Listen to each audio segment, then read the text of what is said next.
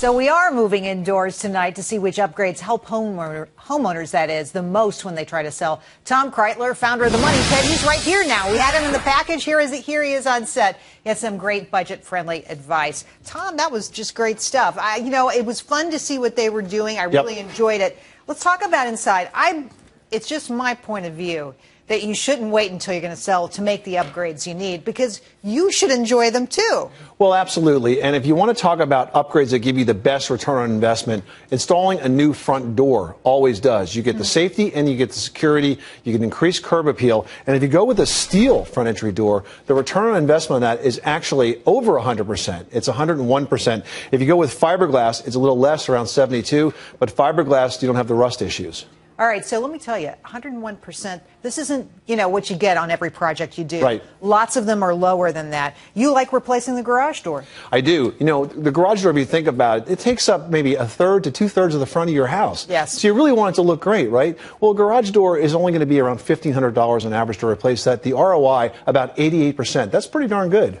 All right, we've got to talk about the kitchen, because that's my favorite place to be. And, your major remodel, which could be $56,000. A minor remodel is less. What are the components of each of those? Well, here's the really surprising thing about major versus minor remodels. The major remodel will give you about a 67% return. The minor remodel gives you almost an 80% return. So you spend less and you make more out of it. More bang for your buck. Right. So a major remodel, you're pretty much gut renovation. You're tearing it all out and starting from scratch. Minor remodel, maybe you're refacing your cabinets, you're replacing the countertops, upgrading the appliances, improving the lighting. You don't have to spend a lot of money to get a pretty good return.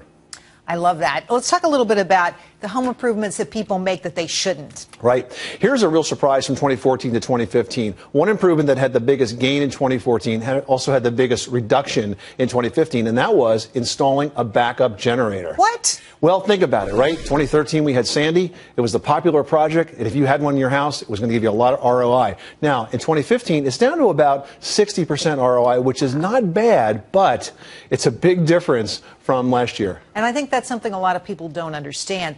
Every year that list is different. That's right. What homeowners value, what they don't value, it changes over time. You say eliminating a room or closet, not a good idea. Well, anytime you get rid of a bedroom, remember, when the appraisers are coming and evaluating the value of this house, they're looking for how many bedrooms, how many bathrooms, right? If you get rid of a bedroom in a permanent way, like say you combine two smaller rooms into a bigger room, unless you're really planning on being in that house for a long time, Gerri, I don't think that's a good idea. If you're going to do something like a home office, generally not a great ROI, but put it in a room where you can convert it back to a bedroom when you sell and you can't get hurt. So one thing to pay attention to is if over-improving, if you're spending too much, more than your neighbors, you don't want to be the most expensive home on the block. No, listen, if you build the Taj Mahal on a street full of ranches, you're just not going to get your ROI. If you want to do that and enjoy it, more good for you, but it's not going to pay off. I love that. Return on investment. People don't think about that. Think about it. You need to know how much you're going to spend and what you're going to get the bang for your buck. Tom, thanks for coming on. So good to see you, and thanks for the help on the package.